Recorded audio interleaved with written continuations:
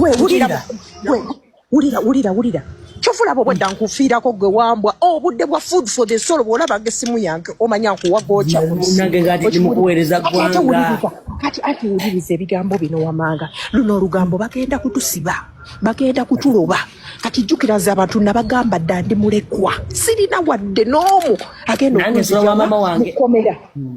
ulirize ebigambo bino bamukwata miliyoni kati namukuba bubi nnyo era olutuuse ku mulimu akaabye mazibu ku TV kati ate n'omukulu omwami we yabadde mu boxi yange kuva ku makya nankubira ng'akaaba before ne mugamba bannange nange bakyawadda mukwano nvaako mukwano gwerinako yakute mukazi wa mubwenzi baganda bange muli mutya nyongera okubajjukiza nti abaleetera olugambo ndi mulekwa siina agenda kuzija mukomera mumanye ekiri ewanaalongo aniteira ne SB4 kati SB4 kambuuze amaziga g'obadde okaaba mukulu munnange gaaki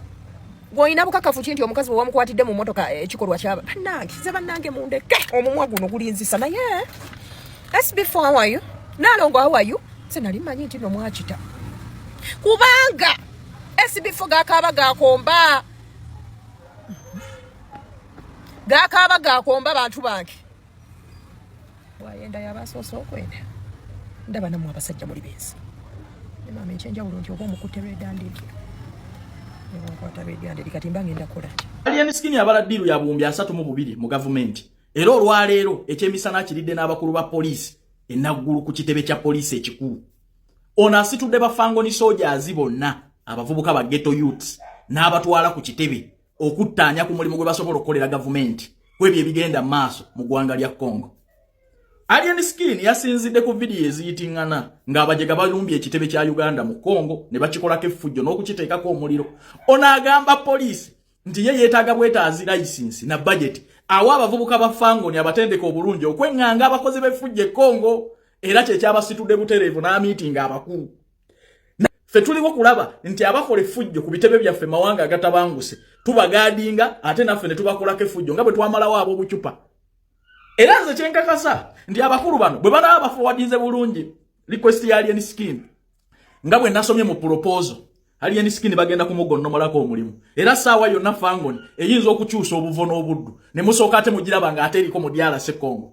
bwe biti bwe mbibagamba byonna bijjambi bagamba nti nze mmaze okuzigamu maze okusomamu ekiddako kye kino kugenda DRC kukuuma bitebe bya Uganda na business z'abanna Uganda kubanga abali mu bivoola n'okubikumako omuliro bakola fujjo ate ye kyakakasa obulungi nti bafangoni soldiers bayina obukugu n'obutendeke obumala okumalawo effujjo n'akajanja ku bantu abaabulwa empisa. Anyonyodde poliisi nti ekyakikozeko wano mu Uganda yakikola mu nkuuka azakikola mu bivulu ebyenjawulo n'agoba obucupa. Kati okukuuma obukuumi facility ng'embase ne business z'abana Uganda e Congo n'awalala watabanguse agamba okukuyisa mukka mu kisero. Abakulu babadde basanyufu Alien Skin saawa yonna agenda kugwa mu biliyoni saawa yonna mwandira bafangoni soldiers nga balinnya ennyonyi boolekedde DRC Congo mbabuulira bagenda kuwunyanga bavundu saawa yonna ati mu January temuba bivulu Alien akimanyi ye yeeteze mangwe wali emirimu mu Congo agende n'abavubuka bakakasa nti batendeke okumalawo effujjo benogere ku nsimbi ago gegali eyo gwe wakana nayenze nkuzigiddemu ebyo byensomye mu proposal Alien mu mubuuzo basi yeddiro gye babaddeko nenga yagala okugenda okwenogera ku nsimbi sitwala bafangoni soldiers mujja kuba bawalabu tutwala mu buwalabu ng'ataka sente kooteekamu nga visa ekuli mu ngalo funa penni n'olupapula ku noti 7 noti 626 oba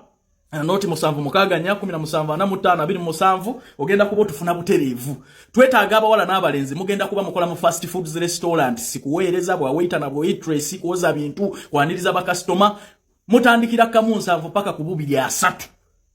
bakusuza bakulisa bakujjanjaba kasente kooteeka mu visa ekuli mu ngalo mujje mugende ebweru mukole okuva ku myaka 21 paka emyaka 38 nkubira ku simu twogere mu bantu bange naye nga top 10 congratulations billion 16 bwe zikugwa mu ngalo nzasooka ku fangoni